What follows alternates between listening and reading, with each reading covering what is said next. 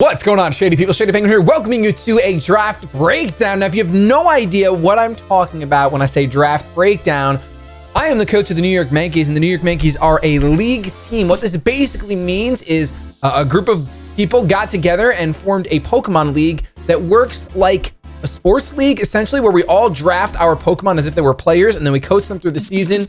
There ends up being a champion at the end of the season. So I don't remember how many weeks the WBE is. I think it's like 10 weeks, maybe 12, but regardless, the draft has been completed, and your New York Mankeys first game is this Saturday. So make sure you subscribe if you want to see me jump back into Pokemon. I'm really excited, honestly.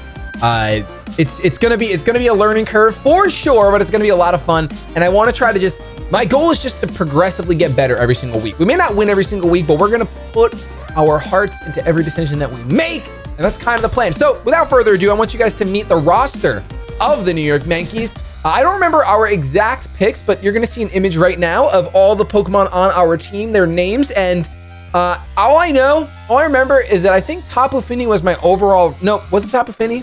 Tapu Fini was my overall round one pick, for sure. I don't remember when, I was in the middle of the draft, so I didn't have a wheel, and I was kind of just like, eh. So I went with Tapu Fini, mainly because I wanted a fairy type, I wanted a defogger, and I was actually clueless as to how many Pokemon know defog now. I really had no idea. I'm pretty sure our next pick has defog as well. But we ended up going Tapu Fini, one of the best defoggers. Defensive typing is fantastic. Obviously its biggest weakness is electric and grass. Because poison, there's really not any crazy strong poison types that come to mind or that came to mind when I was drafting this thing. So I was kind of like, okay, we're gonna go with Tapu Fini. I love having a water Pokemon for our core, so we're gonna do that. The next Pokemon I picked up was Thundurus T. And I was really excited to get Thundurus T on my team because whenever I played in the league, something I usually don't have is our wall break. I'm usually always that middle ground. This Pokemon's good, but it's not hyper strong. It's whatever. Maybe it's really fast, but it's not that strong. But we went with Thundurus T. Now, Thundurus T is base 145 special attack, base 101 speed. So you trade off some speed for some special attack, and it has electric immunity. So I was like, bam, this is perfect. One of Tapu Fini's greatest weaknesses is electric, so let's go ahead and grab an electric immunity. And this thing can just destroy lives. It has so many different sets it can have. You can run Assault Vest, you can run Life Orb, you can choice it, you can run Double Dance, you can run Single Dance, whatever you want to do. So it's a really versatile, offensive Pokemon, in my opinion, and I think it's going to be the MVP of our team, just outright, straight up. I'm predicting that it's going to be fantastic. Only closely behind our next pick, Mega Pinsir. So Mega Pinsir is near and dear to my heart. I've used him in a league once or twice before, and he's just destructive. I think he's got base 155 attack, maybe even 165. It's really high, really, really high attack. Of course, it has priority with Stab Quick Attack, thanks to Aerialate. And it's not super versatile, don't get me wrong, but it doesn't matter when you're that strong. Like, when I was prepping for my game this week, some of the defensive Pokemon that I'm afraid of, once I'm at a Swords Dance, I still do 75% of them. So I just got to dwindle down the team and let Mega Pinsir sweep. That's kind of my game plan.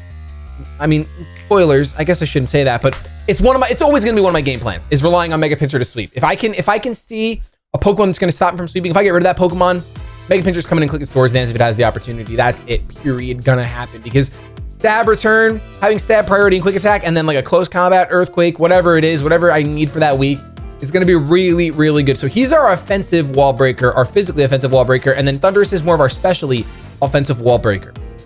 We have Tapu Fini, who can be especially defensive or physically defensive, either way. So the next Pokemon I ended up grabbing, I think it was the next one, was actually Ferrothorn. I really was not, I guess I wasn't surprised that Ferrothorn lasted this long, but I was really excited that it did because it's got hazards. It only has the one weakness to fire, and Tapu Fini covers that. So it's really got good synergy with Tapu Fini. Tapu Fini's also weak to poison and grass and electric, and Ferrothorn covers every single one of those weaknesses. So the only thing we're not really covering right now is we also have the ground immunity, which is neutral on Ferrothorn. It's not super effective, but having the ground immunity in Thundurus, he has 2 immunities, is great. Ferrothorn is also not the most versatile Pokemon. You can run a physically defensive or specially defensive. You can run Rocky Helmet, Leftovers. You can go offensive if you really want to. I don't advise it. But you have entry hazards. You have Lead Seed. You can be annoying. You can learn Toxic. So there's ways you can annoy your Pokemon with Ferrothorn. Ferrothorn is literally like just the ultimate annoyance. That physical wall is super, super annoying and super, super good. I don't remember what my next pick was. We're just going to go down the list now, I guess. Dragalge may have been it, or was it Meloetta? I think Dragalge was my next pick. The reason I went with Dragalge is because I wanted a Dragon-type Pokemon. There weren't many crazy ones left that fit into my slot. Because I picked Tapu Fini and I grabbed Thundurus right away, I used a lot of points. I used a lot of points by grabbing a second OU Mon, technically OU, a Tier 1 Mon. So I didn't have many points to work with. If you guys don't know, you get 400 points beyond your free picks to work with. And I used 180 of my 400 on my Thundurus, and I used 40 of my 400 on Mega Pinsir. So I was down to already having only 180 points left. But anyway, my free pick, I went with Dragalge. I wanted a Dragon. It's weak to ground, but we have that immunity with Thundurus. Resist poison, obviously. It's weak to ice, but Tapu Fini covers that. So I felt I had really good core coverage. It's weak to Psychic, but Ferrothorn covers that. So I felt like I had good coverage. This Pokemon can be run a couple different ways. It also brings in Toxic Spikes to our team. You can have specially offensive, you can have specially defensive, you can have physically defensive with an Assault Vest so that it's kind of just a bulky freak. Black Sludge is always a great item to have. Adaptability makes this Pokemon have the ability to be super defensive, but also put out some decent damage. I really wanted to have a stab poison type Pokemon because there are some crazy Pokemon running around like Tapu Koko and Tapu Bulu and all these fairies that don't truly appreciate stab poison, especially coming from adaptability. So even though Dragalge is extremely slow, I think it's still gonna be able to put on pressure. If I get rid of any steel types, I mean, Stab Sludge Wave with adaptability is still gonna hurt a lot of Pokemon with the potential to poison, I believe. I'm not sure, I'm not positive about that, but either way, really cool Pokemon. It's also one of my favorite 6th-gen Pokemon in general. I love it shiny, so you'll probably see that a lot when I use it.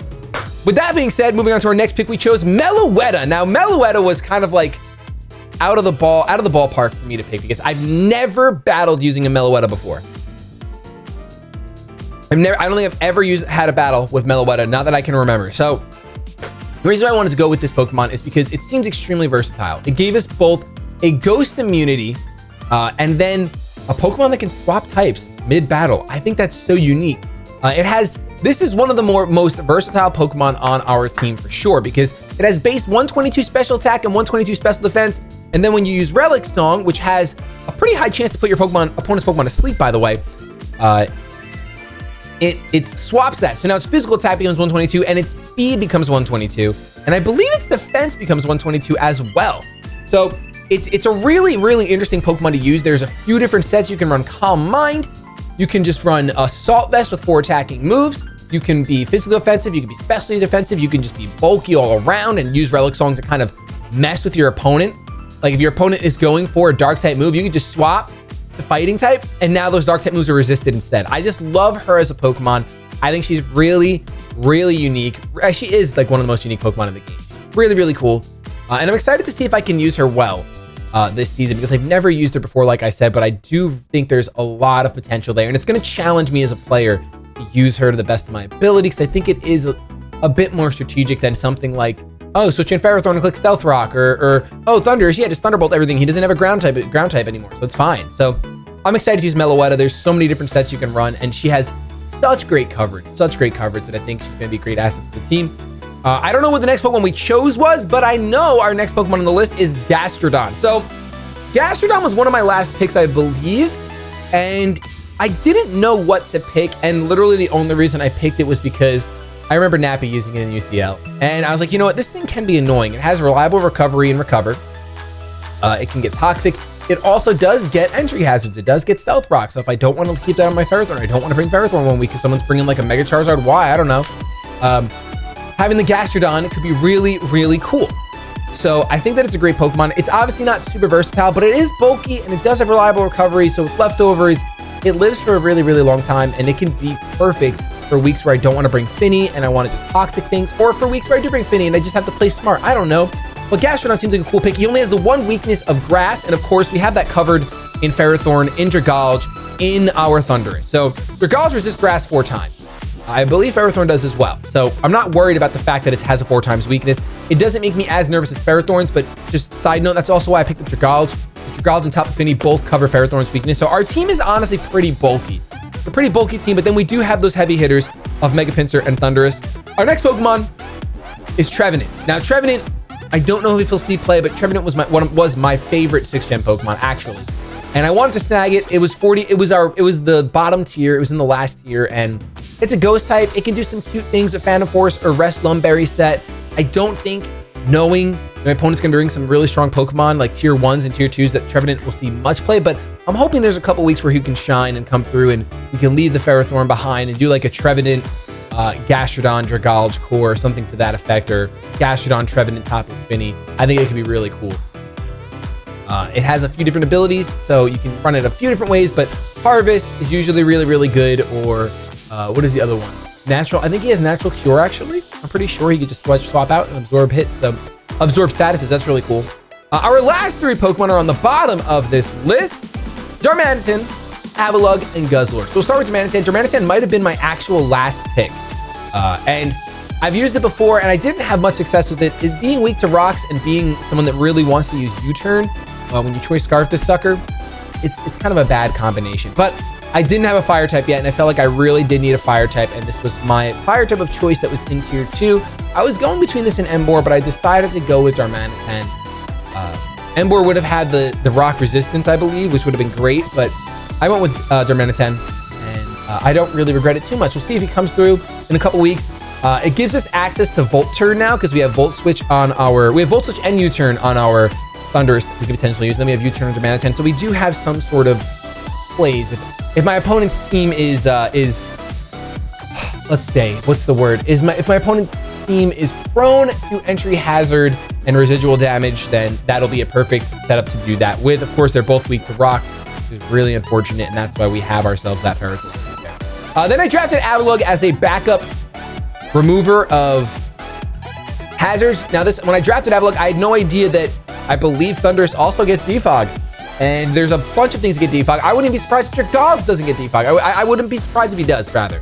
But I grabbed Avalugg. It is a rapid spinner. It's crazy good physically defensive. It has a lot of weaknesses because it is ice type, but I wanted to snag it. I really didn't know what else. There was really not much in the tier 5 that I was looking for. As you guys can see, I even grabbed the Guzzlord because I don't know. I didn't think there was much down there for me that I felt like I was going to be able to take advantage of at my skill level. So Avalugg and Guzzlord are our last 2. Not much to say. I've never used Guzzlord. It has a 4x weakness to Fairy, but we have Ferrothorn. We have that resistance in Ferrothorn and in Darmanitan, so I'm okay with the fact that it's a 4x weakness. I really don't know how often it's going to come. There's so few situations where I'll choose Guzzlord over Dragalge, but they could happen. I don't know. They could happen. It is really, really strong, or it does have crazy high HP.